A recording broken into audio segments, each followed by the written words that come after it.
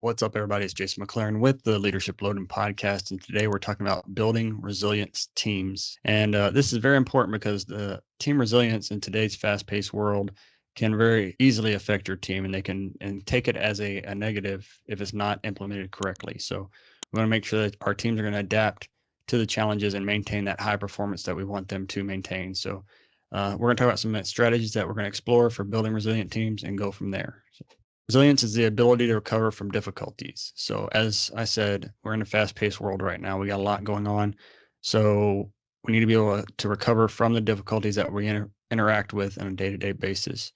These resilient teams can be adaptive, cohesive, and maintain a positive outlook no matter what's going on. So, that means there could be a change in leadership. There could be a change in dynamics, budget, operations, technology, anything like that. Resilient teams are going to be able to build through that and move forward. So some of the key traits of this are adaptability, trust, collaboration, and a positive mindset. Once again, if you have an adaptive team, a resilient team, they're going to be able to adapt to these situations as they go forward. And that's usually built on trust. Depending on your team, they should have a good trust factor with each other, especially if they've been working together for a while. They know that they can trust each other and they can collaborate to get through that mindset. Some of the strategies for building resilient teams: open communication. Like I said, that's going to help you build that trust, right? Especially long-term teams, they have open communication. They can build that trust and move forward. Anytime you interact or interject a new team member, there's going to be some slow forming trust there that has to be garnered in order for that communication to build and build that strong relationship so that the team can bond again and move forward. They also promote a growth mindset.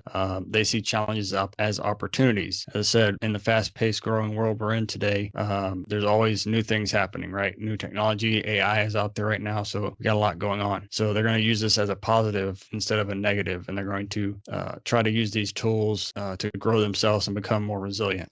We also provide resources and support such as tools, training, and stress management. So as we have resilient teams, we're going to have to provide the resources and support for them, right? Like these tools. It could be technology tools or actually physical tools, depending on what trade and industry you're in.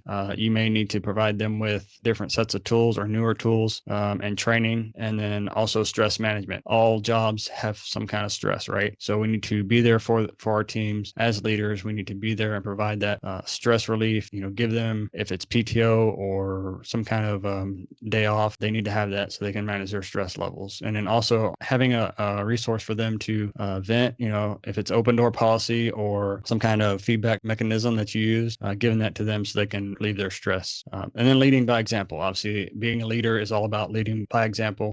If there's a change in what's going on, the leader needs to remain calm, positive, and have solutions, right? We don't want to come in and blame others. We don't want to only come in with the negatives or the problems. We want to have solutions for those problems. And as a leader myself, I've always asked my team, hey, what do you think? What can we do to solve this problem? Rather than just throwing out the negative things that are happening. Overcoming challenges and building resilience.